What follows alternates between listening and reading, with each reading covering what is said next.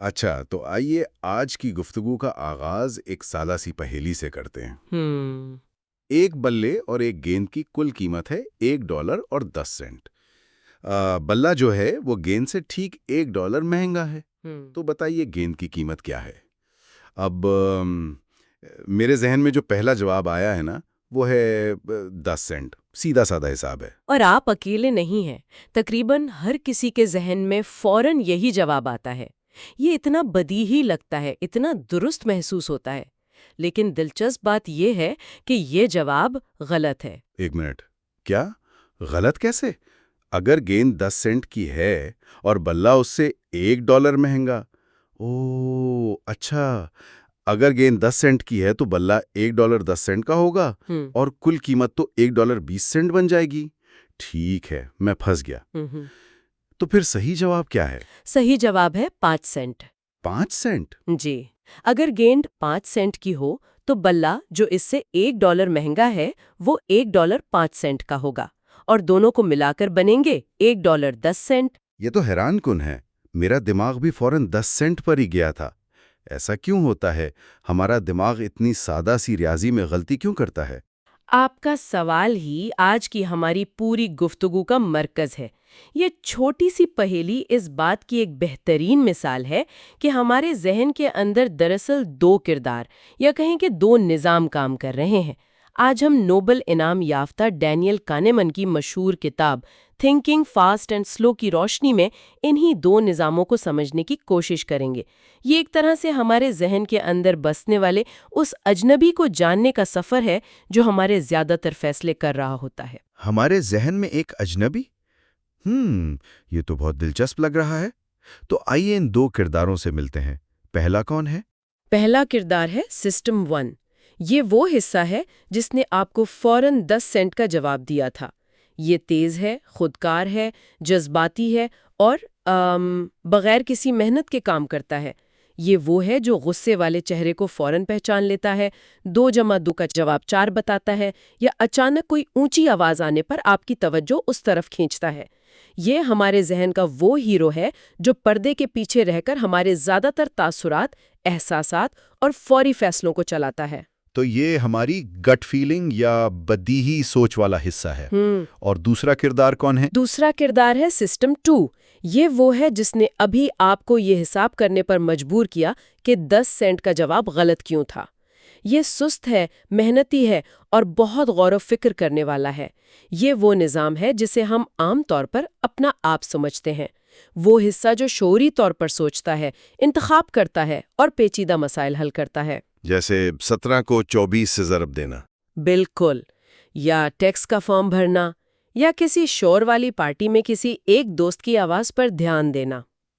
کتاب کے مصنف اسے سست کنٹرولر کہتی ہیں کیونکہ یہ نظام بہت سست ہے اور عموماً محنت سے بچنے کی کوشش کرتا ہے۔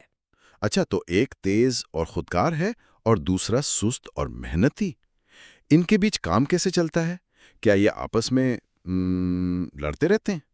لڑتے نہیں، بلکہ ان کے درمیان کام کی تقسیم بہت مؤثر ہے۔ زیادہ تر وقت سسٹم 1 یعنی تیز والا نظام ہماری زندگی چلا رہا ہوتا ہے۔ وہ مسلسل تجویز دیتا رہتا ہے، یہ اچھا لگ رہا ہے، وہ خطرناک ہے، ایسا کر لو۔ اور ہمارا سست سسٹم 2 جو کافی کاہل ہے، زیادہ تر وقت اس کی بات مان لیتا ہے۔ اچھا، لیکن جب سسٹم 1 کو کسی مشکل کا سامنا ہوتا ہے، جیسے اس بلے اور گیند والی پہیلی میں، تب وہ مدد کے لیے سسٹم 2 کو پکارتا ہے۔ لیکن اگر سسٹم 2 پہلے ہی کسی کام میں مصروف ہو تو کیا ہوتا ہے؟ تب بہت دلچسپ چیز ہوتی ہے۔ جب سسٹم 2 کسی مشکل کام میں پوری طرح مصروف ہو تو وہ باقی دنیا سے تقریباً اندھا ہو سکتا ہے۔ اس کی سب سے مشہور مثال انویزیبل گوریلا کا تجربہ ہے۔ اچھا، میں نے اس کے بارے میں سنا ہے۔ لوگوں کو ایک ویڈیو دکھائی جاتی ہے جس میں کچھ لوگ باسکٹ بال پاس کر رہے ہوتے۔ جی، اور انہیں کہا جاتا ہے کہ وہ صرف سفید شرٹس والے کھلاڑیوں کے پاسز گنے۔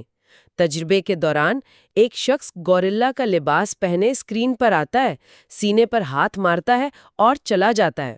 اور نتیجہ؟ نتیجہ یہ کہ تقریباً آدھے لوگ اسے دیکھتے ہی نہیں۔ ایک منٹ، مطلب آدھے لوگوں کو چلتا پھرتا گوریلا نظر ہی نہیں آیا؟ یہ کیسے ممکن ہے؟ وہ تو بالکل سامنے تھا۔ بالکل، یہ اس لیے ممکن ہوا کیونکہ ان کا سسٹم 2 باسکٹ بال پاسز گننے کے مشکل کام پر اپنی پوری توانائی خرچ کر رہا تھا۔ اس گہری توجہ نے انہیں باقی ہر چیز سے اندھا کر دیا۔ اس سے یہ ثابت ہوتا ہے کہ ہماری توجہ ایک محدود وسیلہ ہے۔ جب ہم کسی ایک چیز پر بہت زیادہ دھیان دیتے ہیں تو ہم بالکل سامنے کی چیزوں کو بھی نظر انداز کر سکتے ہیں۔ ہم اپنی لا علمی سے بھی لا علم ہوتے ہیں۔ یہ تو ڈراؤنی بات ہے۔ اگر ہمارا تیز سسٹم ایک سادہ ریاضی میں غلطی کر سکتا ہے اور ہمارا سست سسٹم 2 ہمیں ایک گوریلا دیکھنے سے روک سکتا ہے، تو یہ روزمرہ کی زندگی میں اور کون سی غلطیاں کرتا ہوگا؟ بہت اچھی بات پوچھی آپ نے۔ یہیں سے تعصبات اور ذہنی شارٹ کٹس کا کردار شروع ہوتا ہے۔ سسٹم 1 تیزی سے کام کرنے کے لیے کچھ ذہنی شارٹ کٹس یا ہیورسٹکس کا استعمال کرتا ہے۔ یہ زیادہ تر وقت کام آتے ہیں، لیکن کبھی کبھی ہمیں منظم غلطیوں یا تعصبات کی طرف لے جاتے ہیں۔ کوئی مثال دے سکتے ہیں؟ ضرور۔ فرض کریں میں آپ کو ایک شخص اسٹیو کے بارے میں بتاتی ہوں۔ اسٹیو بہت شرمیلا اور الگ تھلگ رہنے والا ہے۔ وہ مددگار تو ہے، لیکن اسے لوگوں یا حقیقی دنیا میں زیادہ دلچسپی نہیں۔ وہ ایک صاف ستھرا اور تفصیل پسند انسان ہے۔ اب آپ بتائیں، کیا اسٹیو کے لائبریرین ہونے کا امکان زیادہ ہے یا کسان ہونے کا؟ اس کی شخصیت کی تفصیل سے تو وہ بالکل ایک لائبریرین لگتا ہے۔ شرمیلا، صاف ستھرا، تفصیل پسند۔ میرا ووٹ تو لائبریرین کے لیے۔ اور زیادہ تر لوگ آپ کی طرح ہی سوچتے ہیں، لیکن یہ جواب بھی امکانات کے لحاظ سے غلط ہے۔ پھر سے غلط؟ جی، آپ نے ایک بہت اہم شماریاتی حقیقت کو نظر انداز کر دیا۔ امریکہ میں مرد کسانوں کی تعداد مرد لائبریرین سے 20 گنا زیادہ ہے۔ اس لیے اعداد و شمار کے لحاظ سے اس بات کا کہیں زیادہ امکان ہے کہ اسٹیو ایک کسان ہو۔ تو میرے دماغ نے ایک بار پھر مجھے دھوکہ دیا۔ اس نے ایک اچھی کہانی کو ٹھنڈے، بے حس اعداد و شمار پر ترجیح دی۔ اس نے اسٹیو کی شخصیت کو ایک دقیانوسی تصور سے جوڑا اور سب سے اہم معلومات، مطلب اعداد و شمار، کو نظر انداز کر دیا۔ بالکل، اسی کو کہانیمن ایک بہت بڑا اصول کہتی ہیں۔ جو آپ دیکھتے ہیں بس وہی سب کچھ ہے، یا WSYSATI۔ What you see is all there is۔ جی، آپ کے سسٹم 1 نے صرف دستیاب معلومات یعنی اسٹیو کی شخصیت کی بنیاد پر ایک مربوط کہانی بنائی۔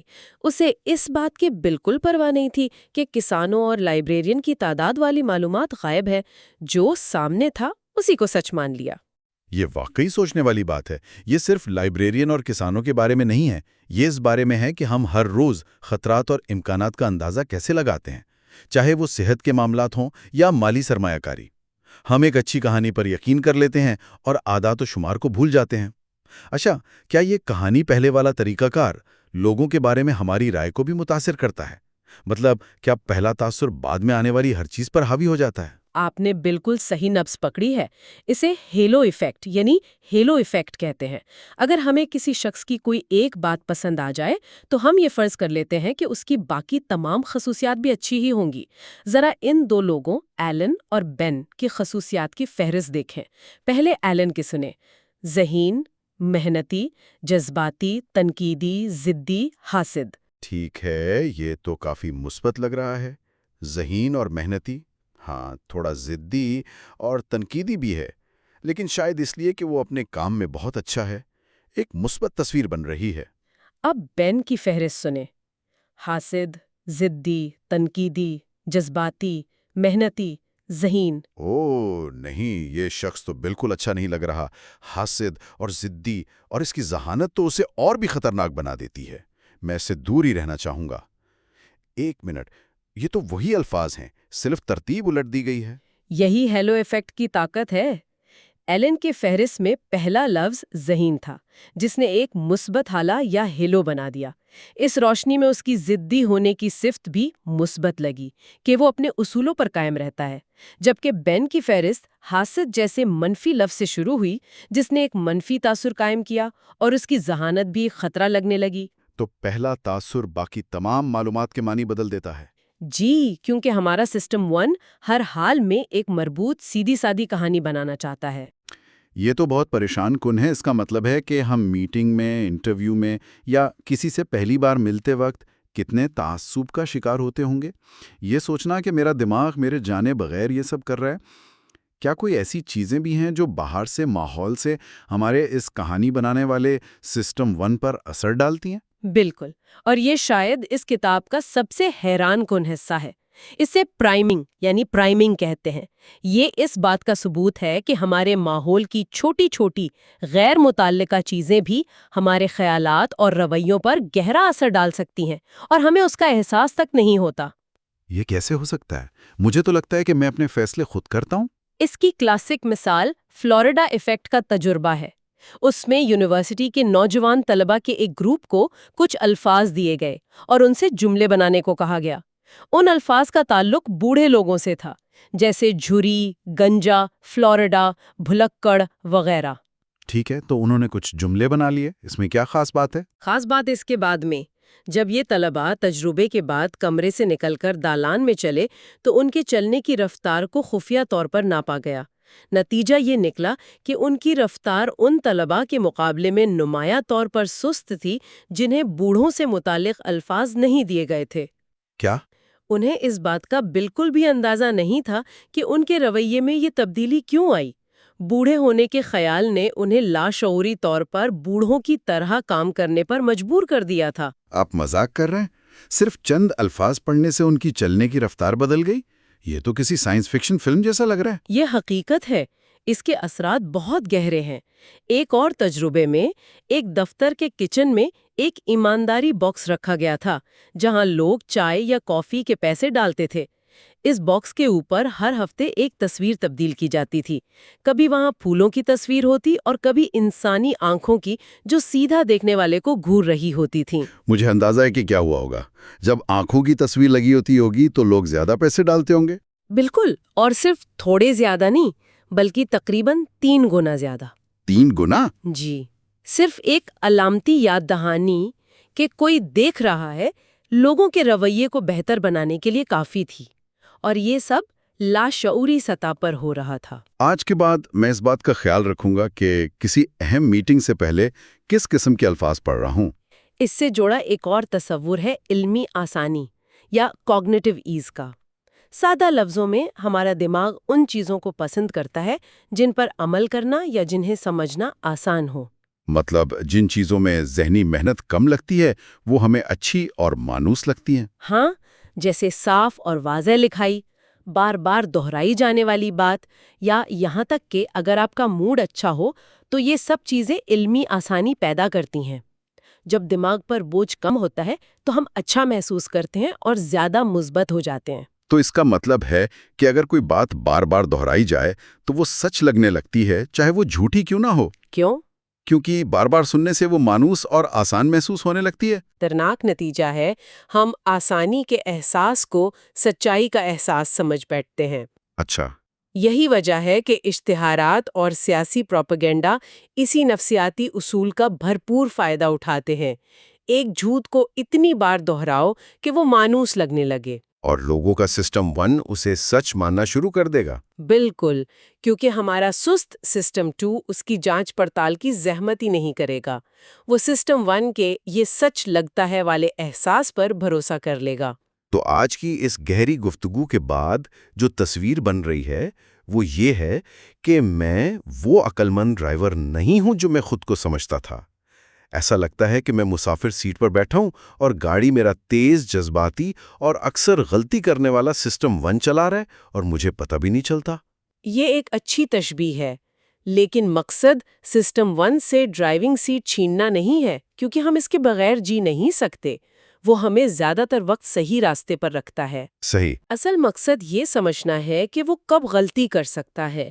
اس کے تعصبات جیسے YSIT اور ہیلو ایفیکٹ سے آگاہ ہونا ہی بہتر فیصلے کرنے کی طرف پہلا اور سب سے اہم قدم ہے۔ یہ جاننا کہ ہمارا دماغ کہاں غلطی کر سکتا ہے، ہمیں اس غلطی سے بچنے کے لیے تیار کرتا ہے۔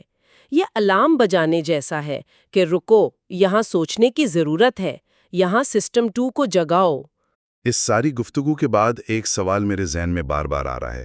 اگر ہمارا سسٹم 2 سست اور کاہل ہے اور ہمارا سسٹم 1 ان چیزوں سے آسانی سے متاثر ہو جاتا ہے جن کا ہمیں شعوری طور پر علم بھی نہیں، تو جسے ہم اپنا فیصلہ کہتے ہیں اس کا کتنا حصہ واقعی ہمارا ہے اور کتنا حصہ صرف لاشعوری پروگرامنگ کا نتیجہ ہے؟